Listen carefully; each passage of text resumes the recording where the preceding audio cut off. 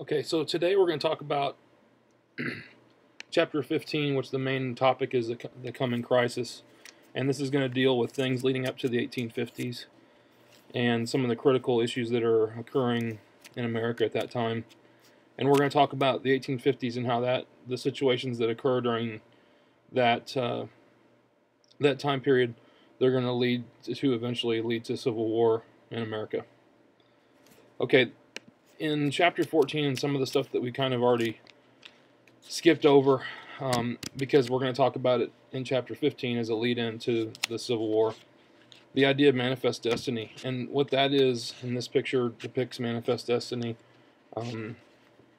with the angel headed west, and you can see that technology is not far behind. You see the railroads and the telephone or telegraph wires that are headed west. And what this depicts is basically manifest destiny is the idea that Americans have the right, the God-given right to move west. And that's going to be a big part of the issues that are going to lead into the 1850s. So in America in the 1850s, here are basically the foundations of what happens prior to the 1850s that's going to lead to some of the issues that we're going to talk about in chapter 15. Number one is the Mexican-American War that takes place from 1846 to 1848. It's also known as Mr. Polk's War. That's the president at the time. And really what it's all about is, as we use that idea of manifest destiny and we go west, we're going to come into conflict with the Mexican Republic of Mexico. And we're going to fight over what is now California, New Mexico, Arizona areas, and even up into modern day Idaho and whatnot. So here's the biggest thing: the American victory. It's going to be a 2-year war, and we're going to win. In America, the key to that is that we're going to get the provinces of California and New Mexico, and we're going to acquire those from Mexico after the end of the Mexican-American War.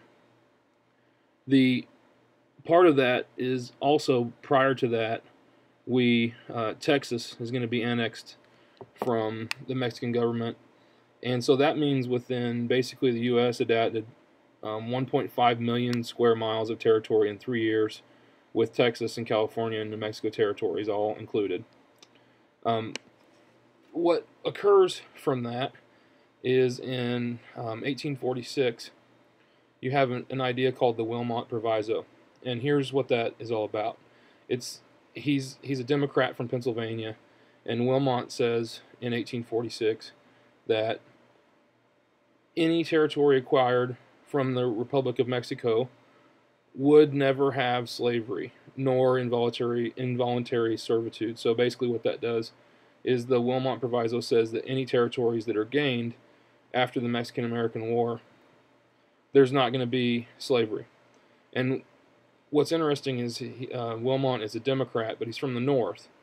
So this is going to anger Southern Democrats, and this is going to be a huge issue in the Congress. And his proviso basically is going to say the new territories that we gain, we're not going to be able, there's no slavery involved in there. And that's going to anger most of the Southern Democrats, who are definitely wanting a chance to be able to move slavery west. So this is going to trigger a breakdown in the national party system. You're going to have the Whigs, and we'll talk more about what the Whigs are. They're basically an offshoot. They have very similar ideas of the Republican Party now today, but for the most part, you have a two-party system, the Whigs versus the Democrats, and this is going to trigger a really heated debate, and it's all going to revolve around slavery. And as you can see here, this is actually a picture from the Lincoln-Douglas debate, and in the background there, it's kind of hard to read, but this says that these are free soilers. The free soilers are going to be people that, using manifest destiny and going west, they're going to want the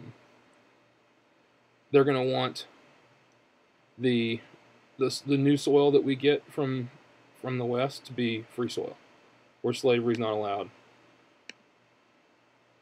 Okay, so here's the next thing.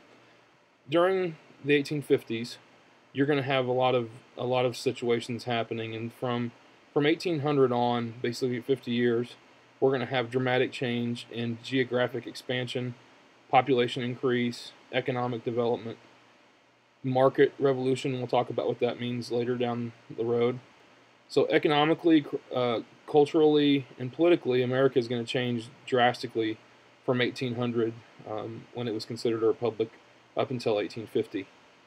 Here is that expansion and growth by the numbers: 890,000 to 3 million square miles. So that's the difference, the growth in territory. So you go from a little bit close to a million square miles to 3 million square miles. So you basically triple in 50 years. The population is going to go from 5.3 million in 1800 to 23 million in 1850. And one of the interesting situations there is that 4 million of those in 1850 are going to be African American slaves.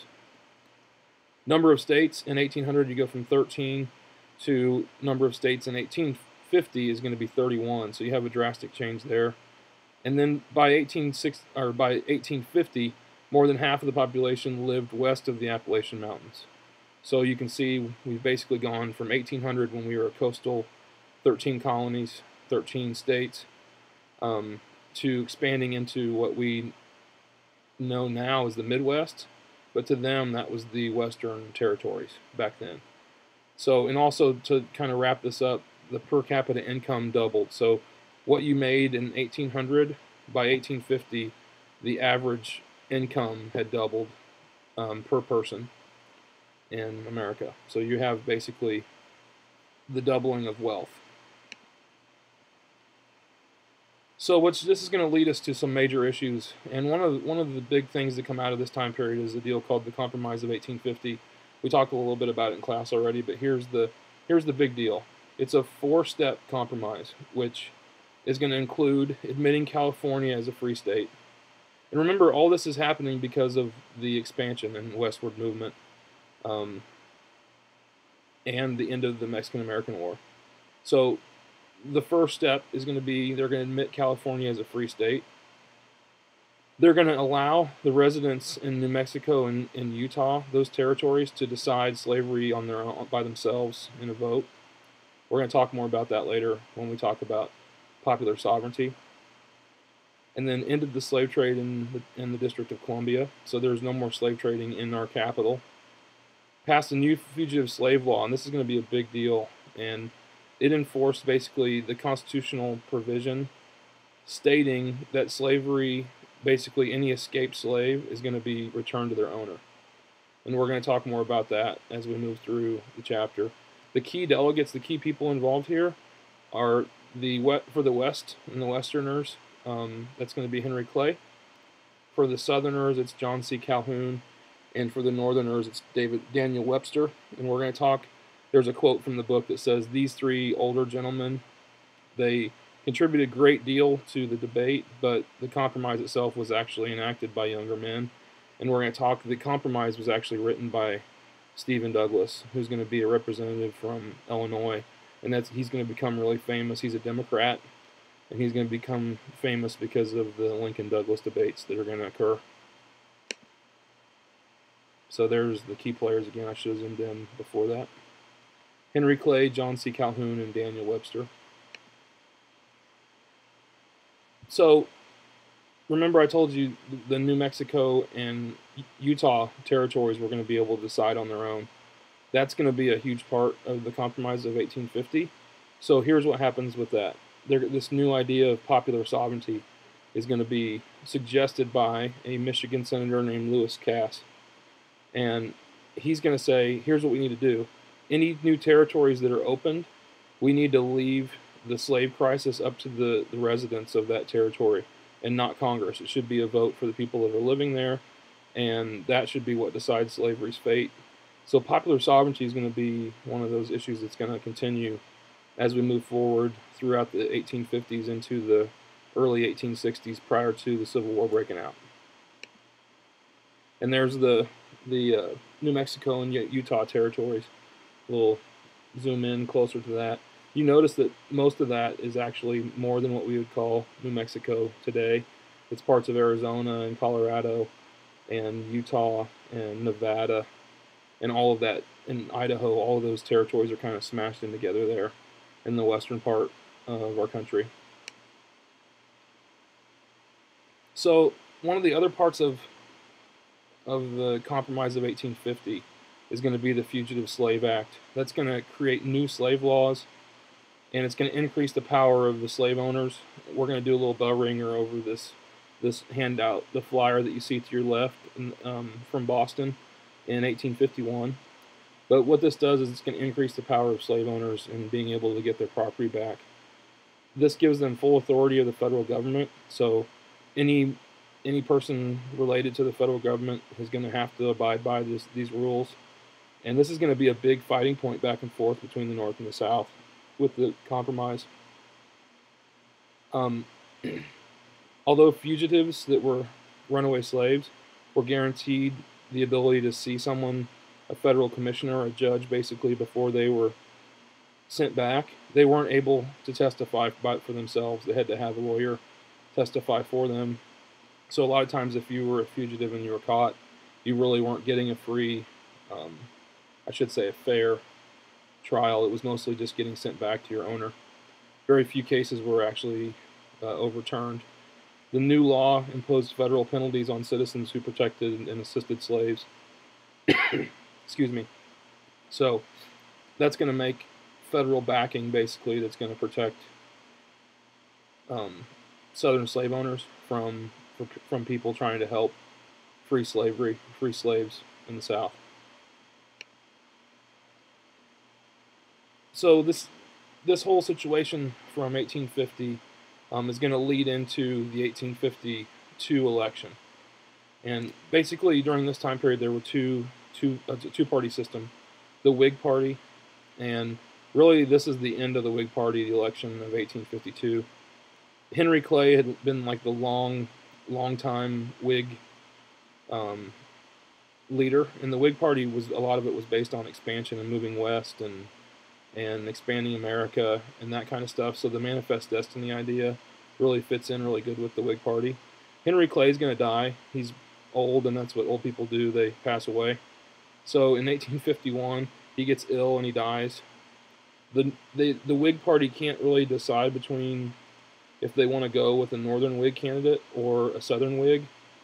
They end up going with the Northern Whig candidate, who's General Winfield Scott. He's a hero of the Mexican-American War. And after 52 votes, he's going to beat the Southern Whig candidate, which is Millard Fillmore. And Fillmore is later actually going to become president. We'll talk more about that later. So here's what happens with that. The Whig Party is really unorganized and can't really get themselves in order to be able to go up against the Democrats. So the Democratic Party has a bunch of different nominees. You have Lewis Cass, which is the popular sovereignty guy. Stephen Douglas, who's Illinois, where he's going to become a big deal after the Lincoln-Douglas debates. James Buchanan is a Northern man with Southern principles. He's actually, I think, from Vermont or somewhere around there. And then eventually they're going to come up with the Southern sympathizer candidate who's going to become president, which his name's Franklin Pierce. So the outcome of the 1852 election is that Franklin Pierce, who's a Northern Democrat, gets 86% of the electoral vote, and he gets 51% of the popular vote. So the popular vote obviously is close, but what we've learned from that is it really doesn't matter. The popular vote's not a big deal. The electoral vote is going to be the big deal, and Pierce is going to get 254 to 42 on the electoral vote, so it's going to be a landslide victory for him. And for the most part, his Northern, even though he's a Northern person, remember he's a Southern sympathizer, and his platform is going to be pledge to faithfully execute all parts of the Compromise of 1850, including the controversial Fugitive Slave Act, which had by 1852, had most people in the North pretty angry, and it was one of those deals where that's a big conflict for years to come up until the breakout of the Civil War. So next time, and here's a little, we can actually focus on this for just a second. You can see that the electoral landslide victory goes 254 to 14 or to 42 for Pierce, the Democrat, and this is going to be really the end of the Whig Party. They're not going to have another president that's going to be able to. They're not going to have actually another presidential nominee after 1852. They're going to see. We're going to talk about the growth of the Republican Party, which has a lot of Whig ideas, but it's going to be a new party that's going to spring up after 1852. So just to think about the next time that we get together, either on a podcast or in class, the next time we're going to focus on the question of what explains the end of the Second American Party system. We're going to talk about what that means a little bit more next time. And then how does that rise to the Republican Party that's going to grow out of these issues during the 1850s.